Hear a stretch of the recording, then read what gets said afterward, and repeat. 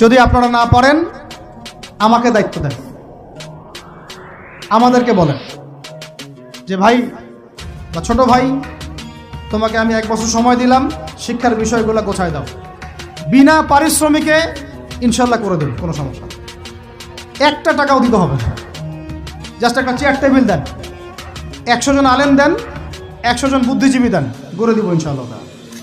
Play group থেকে masters পর্যন্ত আমাদের ছেলেমেয়েরা এমন শিক্ষায় শিক্ষিত হবে যেটাকে শরীফের গল্প শেখাবে না ইনশাআল্লাহ।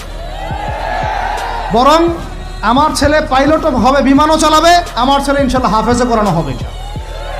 আমার মেয়ে ডক্টরও হবে ইনশাআল্লাহ, আমার মেয়ে আয়েশা রাদিয়াল্লাহু আনহার মতো মুহাদ্দিসও হবে ইনশাআল্লাহ।